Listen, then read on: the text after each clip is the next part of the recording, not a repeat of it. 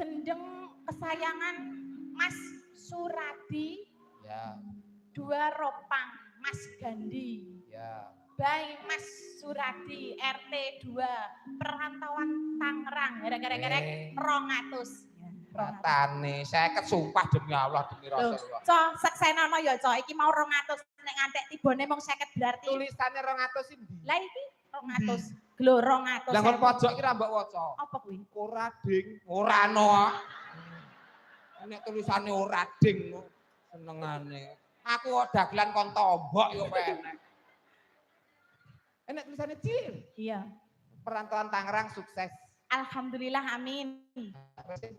Kose Mas, ijek targetmu ijek. Ijek sih. Bocah ki kok ketoke nganggo kacamata ireng kok ngerti mesin ATM. Pak Agus Mas. Agus. Yes. Pilih jendale Pak Agus. Nduk, mbok beri aku kesempatan ngono napa? Oh, sik to Mas, Bang yo ijek anu kok ya. Wis kowe kono jalukno kabeh.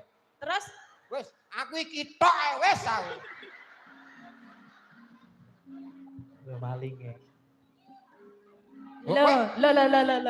Wis sangu roti barang. Alhamdulillah sembah nuwun Pak Agus. Oh, sotek ding. Kakak ngersake tembang nopo? Madiun Ngawi. Mas Gareng, pokoke kudu mbok list. Apa? Lagune aja ngantek kelewat dite jaluk bali lho. Apa kuwi lagune apa Pak Agus? Madiun Ngawi Pak Maringi Agus. pira? 100, 200, 300, 400. Kuwi ora tekan Ngawi tekone mantingan tok ngono. Pangapunten Pak, nek 200 niki namung dugi mantingan. Nggih. Pripun Pak? Pripun niki Pak? Ajeng teko Ngawi mboten niki Pak? Oh teko Ngawi Mas. Takon ngawine ngendi? Ngawine pundi Pak? Ya ora mesti jare ya sok ngarep TV iki Mas. Jumi usul. Jumi usul. Mangke dipun aturke nggih Bapak. Matur nuwun. Engko kabeh diaturke. Ya Mas, aja nganti lali ya Mas. Sampai gunung sik dirampung. Oh iya. Wadene ingkang badhe sedekah monggo wong ulane sae lho Pak menyegerakan kebaikan itu ajaran agama. Monggo. Engko diaturke meneh tembang-tembange. Ra mungkin sampe nek tisu-tisu ngono ta Mas? sumuk ra kringeten. Apa kuwi? Sumuk ora kringeten. Apa kuwi? Lah ya tegese panas dalam. Oh iya. Sing jero sing semua. Nadyan wadane sarata Rasule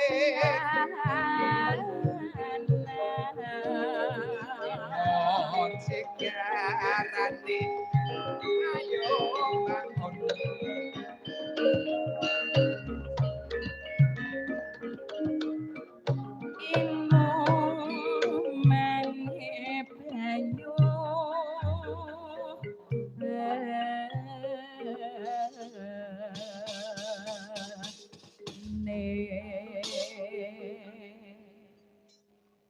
Monggo, mongso barang. di zaman terjumpa seorang kelingan anak lanang biyen aku bendi saiki